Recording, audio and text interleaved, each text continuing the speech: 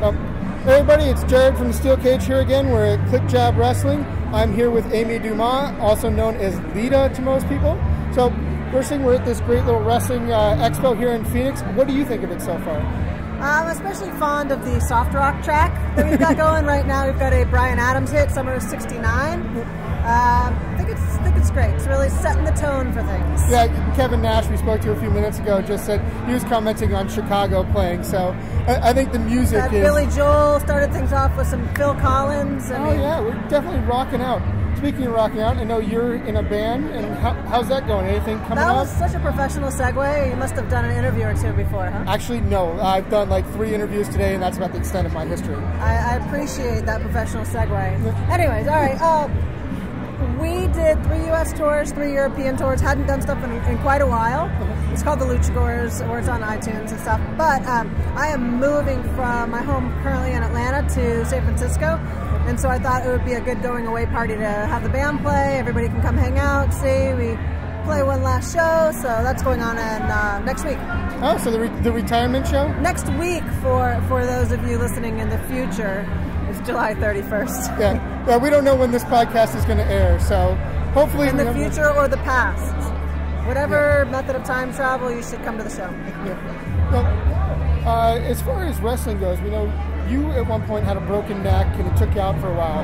Yeah. Right now, Daniel Bryan's dealing with a similar issue. When it comes to neck injury and stuff, what was it like for you going through that, coming back? You know, what might Daniel Bryan be going through now, mentally? Man, it's a rough thing. And I would say a lot more than the physical pain is like it mentally messes with you. It definitely was the first thing that took away my invincibility. You know, before that I was just running on kid power and you couldn't tell me I couldn't do something, and that was like even just everything from talking, like my mannerisms and everything. I was in a hard collar for 4 months, so it really took away your mobility, improved my posture drastically for like a short time. Yeah. But I mean, even if I would hear somebody coming down the hallway, I'd just kind of clinch up because I couldn't move. And especially for, you know, I mean, it's similar positions at the time. It happened for me in 2002. It's really, at that time, like pretty on top of things, and to have to be shut down for 15 months was rough. And yeah, WWE was cool as far as keeping me doing some appearances, and I did commentating, but in some ways it made it worse because it was like, you could touch it, but you can't get in, you know, and I did try to develop my own life. I started volunteering at an animal shelter where I gave myself hours because I had to, otherwise I would sleep all day and eat Little Debbie's at night and feel sorry for myself and be depressed, and so it was something I could do. So kind of maintaining a little bit of a new regular life, dipping back in and doing the appearances was tough, and yeah, I'm sure for Daniel Bryan being on top of the world and then it potentially being yanked from him, and who knows for how long or if we'll be able to recover. It's, for lack of a better word, I mean, it's just a mind fuck, really, you know? Now, we've seen a lot of people, you know, who've retired from neck injuries and moved on as far as retirement goes. Now, you're retired. What are you doing to keep busy, stay active, projects you got going on?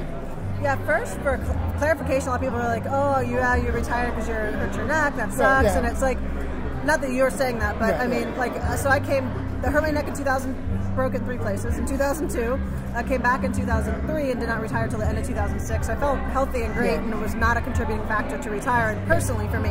But so now, like, I'll do some of these appearances since the Hall of Fame, and it's been really fun. People, like a girl today I met, and she was like, oh, I met you when I was 19 and I have a baby, and it was like, she had a kid, you know, and so to see these people that have kind of grown up with me, and to see them more like on an intimate level where we're not, like, we can actually talk for a few minutes, it's cool. Other than that, like, I like to just travel for leisure now, so I get to see more than just the airport, arena, and hotel, and just really enjoy normal life. Oh, okay, wait, sorry, I lie. My version of a normal life that's kind of like, you know, not being Lita. And then, of course, when people do recognize me, which isn't super often, but it's more of like we can have a cool nostalgic moment together, but it's not like oh gosh, I'm on the road, I'm just trying to go to the post office and the bank, and like, yeah, hi, thanks, and because it can get a little hectic when I was Lita 24/7, and was always being recognized. So now when I am, we can actually have a conversation. We can have a conversation. Now you mentioned travel. So far, what's your favorite place you've been? Gosh, so I bought a place in Nicaragua, and I go there for the waves and the community and the culture, and I almost have I have a whole second life there, and it's great. However, I just went to Portugal on vacation, and it was really great too.